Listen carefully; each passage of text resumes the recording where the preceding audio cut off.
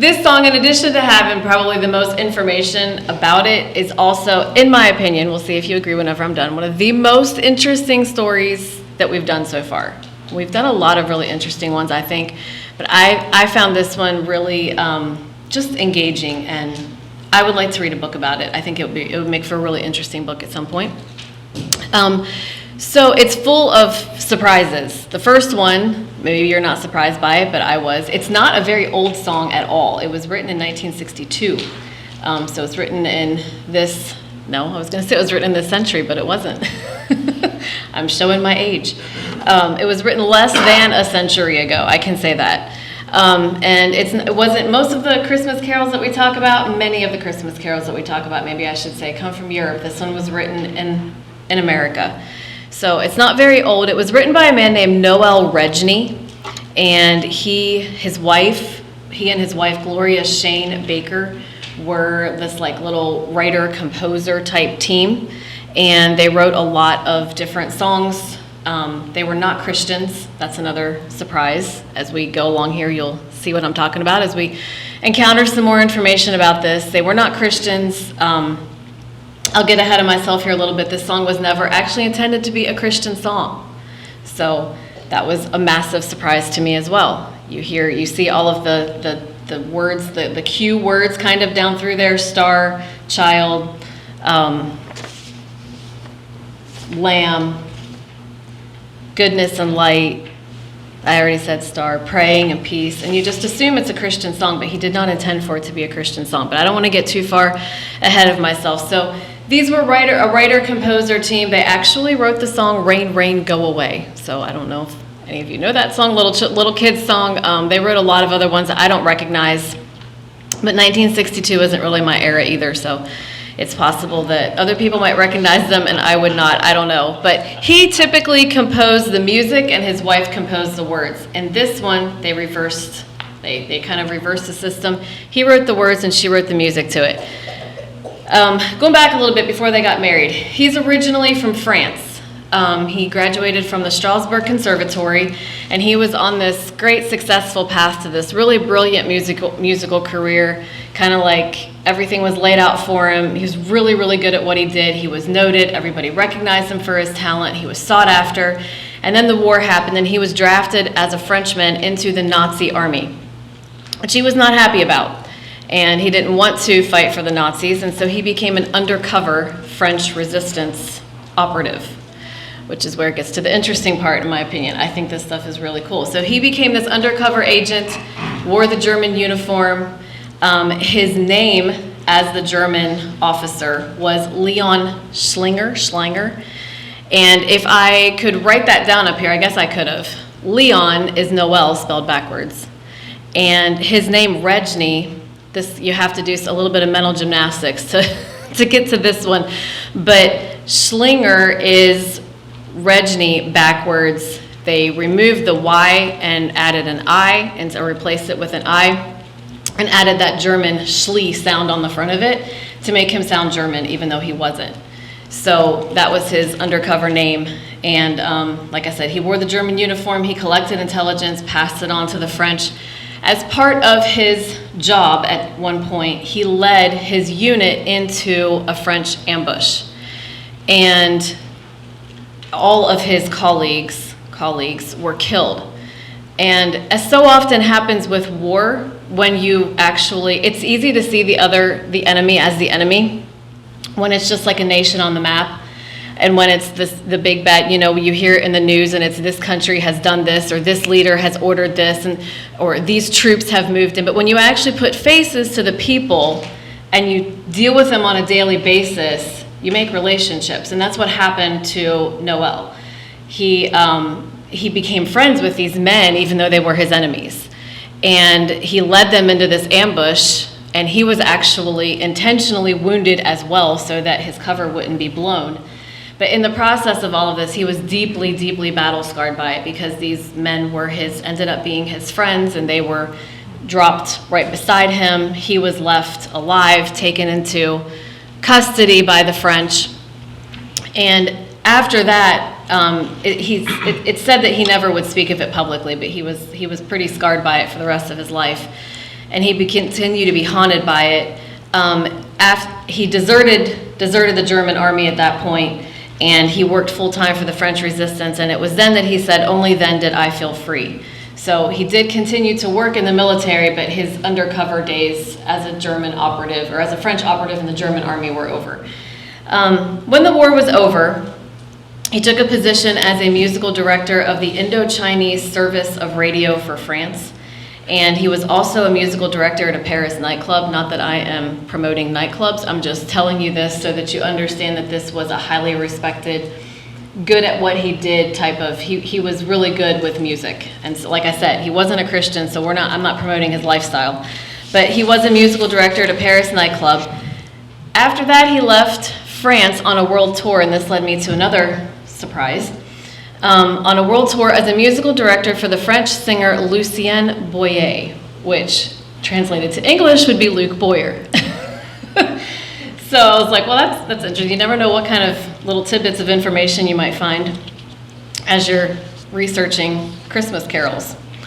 But that's where he was for about a year. He came to America in 1952, and once he came to America, he began to compose music for TV shows, commercials. Again, this is 1962, so like the idea of having televisions in people's homes was kind of a new thing. The industry for commercials was like cutting edge, so he was on like the cutting edge of his industry. He was doing things that he was living the dream. He came to America from another country. He was making a lot of money. He was doing what he loved to do. And he ended up meeting and marrying his wife, and she was playing at the Ritz in Manhattan, playing piano. So she was very successful as well. They met and married. And their daughter, Gabrielle, said about her mother, quote, "She's an extraordinary pianist and composer who has perfect pitch." So eventually he was asked to write this song. It was written in October 1962 at the height of the Cuban Missile Crisis. And it's actually written about the Cuban Missile Crisis. It has nothing to do with Christmas, even though we sing it at Christmas time. Again, we're going to get into this. So at the height of the Cuban Missile Crisis, these missiles had been put into place by the USSR, and tensions were extremely high.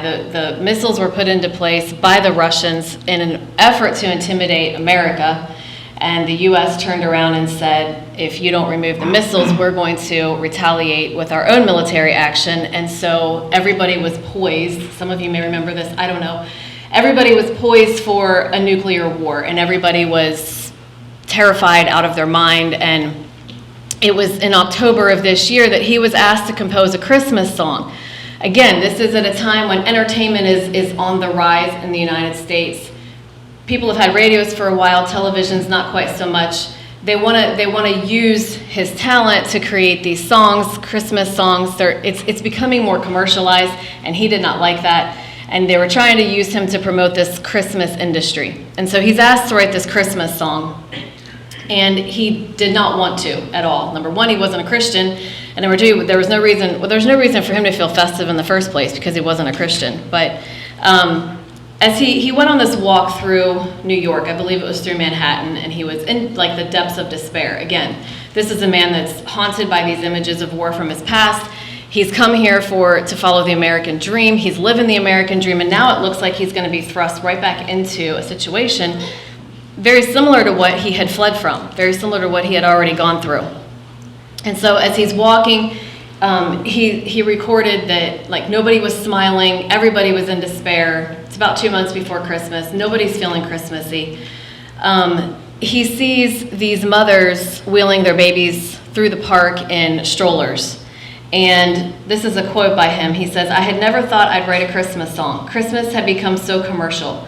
But this was the time of the Cuban Missile Crisis. In the studio, the producer was listening to the radio to see if we had been obliterated." This is going on while he's supposed to be writing the song. "En route to my home, I saw two mothers with their babies in strollers. The little angels were looking at each other and smiling. All of a sudden, my mood was extraordinary." So in seeing these babies, he became filled with whatever he felt like he needed to be filled with, this courage to write this Christmas song that he was supposed to do. He said that these babies reminded him of little lambs. And so that's where the very first line comes from, said the night wind to the little lamb. And he began to write all of these words to the song, took it home to his wife, and she wrote the music for it, which, like I said, was backwards from their typical arrangement. As she wrote the music for this. If you've heard, I'm sure you've heard the song. The song sort of starts kind of low and quiet and sort of builds. And and we're going to read the story, the song here in a minute, but you can see how the song kind of does, the music does the same thing as what the words are conveying to us. It starts small with this little lamb and a wind, and it gets big. The message keeps getting carried on, and it gets big to this king. And finally, the king is shouting this message to the people everywhere, and the music gets really big and bold. And you can just kind of see how these two worked really well together, how they had a good relationship, and how that this is why they became so popular and wrote so many of these songs that became well known.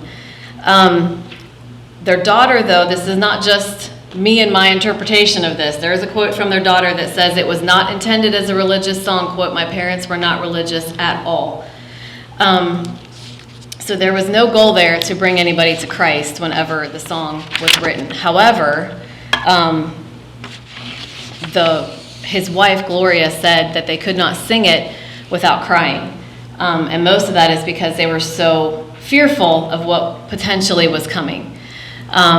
Noel is quoted as saying, "I'm amazed that people can think they know the song and not know that it is a prayer for peace." Another quote, "But we are so bombarded by sounds and our attention spans are so short that we now only listen to catchy beginnings." And isn't that funny that he wrote that in 1962? We are so bombarded by sounds and our attention spans are so short that we now only listen to catchy beginnings. So he was upset that people didn't get the message of the song, that the song was misconstrued and the song was used in ways that he never intended for it to be, because he wanted this song to be about the missile crisis. Their daughter said the biggest part was the "Pray for Peace" line. That line was very big for both of them. So he died in 2002, actually, not that terribly long ago, at the age of 80. So I want to get into the actual song here, but again, and I know I keep saying this song isn't supposed to be a Christian song, but you read down through these words, and these words, it's a confusing song, though, if you try to make it fit into some sort of Christian ideology. It really doesn't make any sense. And there's a reason for that. It's because it was never intended to make sense as a Christian song in the first place. Shocker number 3 or 4, wherever we're at, it's actually not about a star. I know it says star, S-T-A-R, but it is not about a star. And it was not about Christ. So what actually was it about? Again, I keep saying it's about the Cuban Missile Crisis, but his goal in writing this song, he wanted that you're looking at this man that, like I said, was war-torn, battle-scarred, didn't want to go back into war. When he saw those babies, his mind went to all of the children that he had seen ravaged and destroyed and wounded and hurt by the war that he had participated in whenever he was an undercover agent. And he didn't want that to come to the United States. So he's making this plea, and he's making a plea for world peace. But again, he's leaving Christ out of this plea. So why does it sound so Christian? Why do people get this confused? I think it's for the same reason. I think that people, you see this in today's society, and sometimes in the modern church, sometimes with people that just want to sound like they're Christian, but they're not really. And we kind of like sprinkle in these words that like these key words that make it sound like it's Christian, like Christianese, kind of like it's like another language that we start speaking.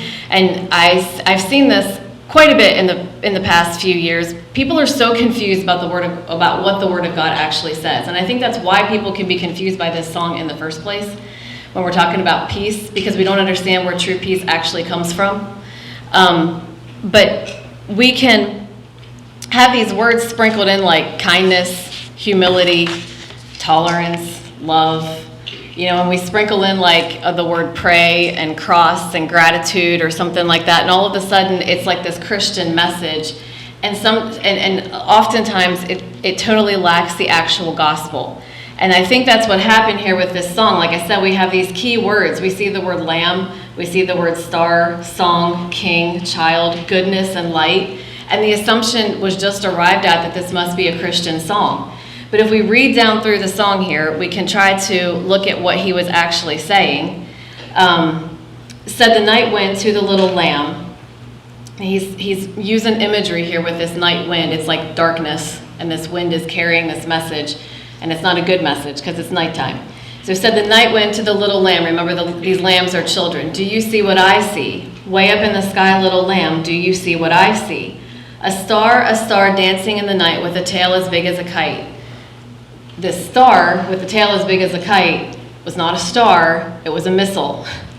He was trying to call attention to, do you see what I see, little children? Do you see what's coming? This war is what's coming to our nation. We're about to see these bombs and these missiles like he had seen over there. And again, his daughter, I found a quote by his daughter that said the star was meant to be a bomb. It was a very direct quote by her. It was never meant to be the Star of Bethlehem.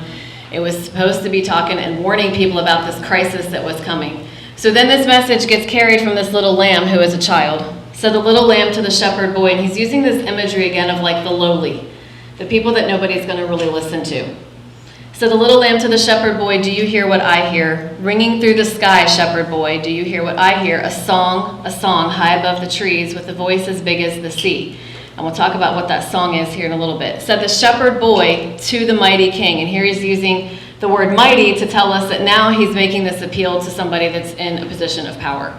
So said the shepherd boy to the mighty king, do you know what I know? In your palace warm, mighty king, do you know what I know? And so I think what he's trying to say here is kind of like the let them eat cake thing, if you know about that from Marie Antoinette. But he's saying you're living in a totally different world. He's making an appeal to these world leaders. You have no idea. You're making all these decisions because you want more power, because you want more wealth. But you're completely missing what all the actual people, the shepherd boys, the commoners, the peasants, the result and the impact of what this war is going to do to people, you're missing that. Do you know what I know? Do you have to go through the same things that I go through? And the answer is no. The kings and the world leaders don't go through the same things that the peasants go through. And he says, a child shivers in the cold. Let us bring him silver and gold. Now, I don't know for sure if this is a message to the king, like give up some of your silver and gold so that these children that are shivering in the cold can be warmed and fed, or if it's kind of like a sarcasm thing with there's children shivering in the cold and all you can think about is your silver and gold. Because world leaders use wealth to try to move people like pawns on a board. They try to move people to their side to convince them to go into war in the first place. And so I'm not exactly sure what was in his mind. Maybe it was a little bit of both. I don't know. But he's trying to draw attention to the fact that there are innocent lives that have nothing at stake in these wars that are being instigated and carried out by people who are trying to get, in Noel's mind, they're trying to obtain more wealth, they're trying to obtain more power, and they're using these people who are really, these are the people that are really going to suffer, and these are the people that have no dog in the fight. So last verse, said the king to the people everywhere, listen to what I say. And this is when the music swells and the song gets really loud. Pray for peace, people everywhere. Listen to what I say. The child sleeping in the night, he will bring us goodness and light. So why are we studying this song if it has nothing to do with Christ? I wondered this is after I started getting into it myself, but no. Why are we studying it? Well, for one thing, because it is a Christmas carol and we're studying Christmas songs. For another thing, I think two can play at this game. He made this song up. Remember, he was a covert operative. And that's basically what he did with this song. He took a bunch of words that sounded Christian-y, and he made this song up that would pass off as a Christmas song, but what it really was a political statement that he was trying to make. And we can do our own digging through this song, and we can come out with our own message of hope and goodness and light, because we actually know the reason and the true meaning and the actual peace. When he starts talking about peace, I feel like I really get grieved whenever I hear the world talk about peace. Because I'm trying to look for it here. There it is.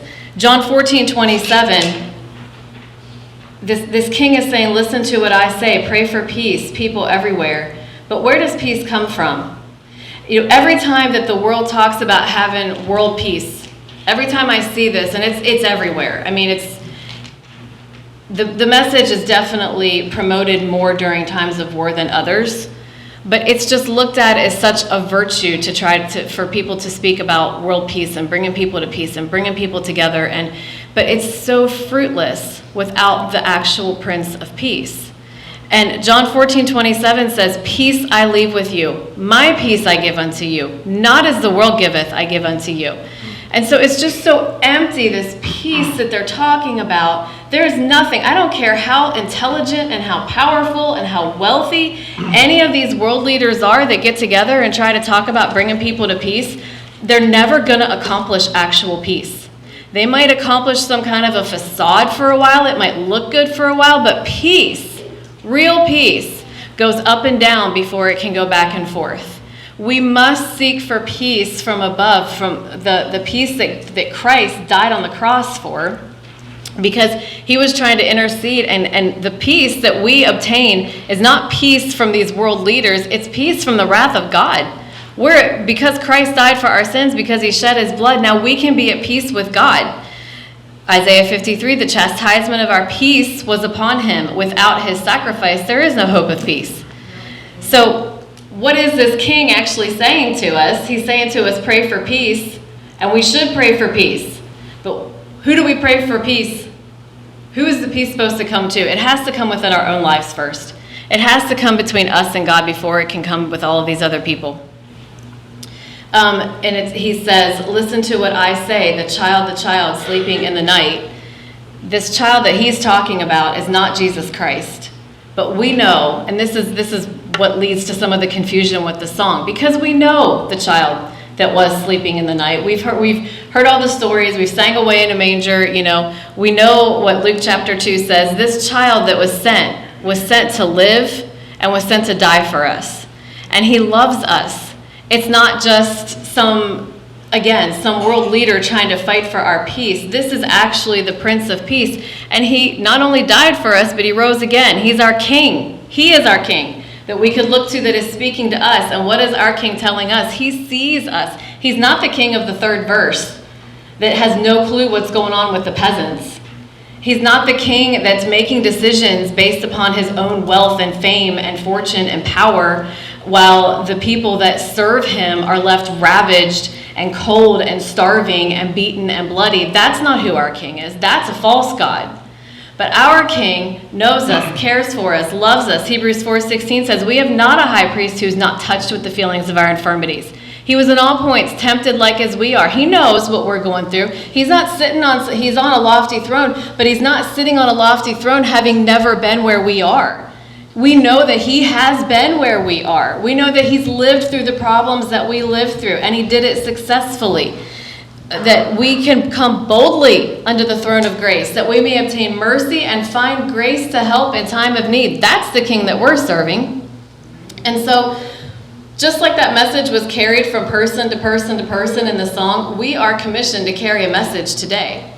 And we who know who this king is, we who have this peace, we've been battle scarred. Just like I thought about his story, I was like, it just parallels so much to the life of a Christian. We've been battle scarred, we've been war torn, we've been weary, we've been beaten down by the enemy. And we know what this is like. We understand the horror is how he described it. We understand the horror of sin, but we also understand that just like their daughter said, the most important part of that line was the pray for peace line. We understand that. The most important part is that we pray for peace. Not world peace, but peace within our lives, peace between us and God. We understand who the true hope is. We understand where our true peace comes from. And the message that we're supposed to take everybody else is we're not waiting for something to bring us goodness and light. He's already brought us this goodness and light. He is our King of Kings. He's our Lord of Lords. He's sitting on the throne, and he is waiting and ready for us to talk to him anytime we want to. I just got so blessed as I thought about that. Like I said, he may not have meant it to be a Christian song, but there's so much there that we can glean from it, that we can apply to our own lives, and we can pass that message on to others, that there is a child who came to bring us goodness and light.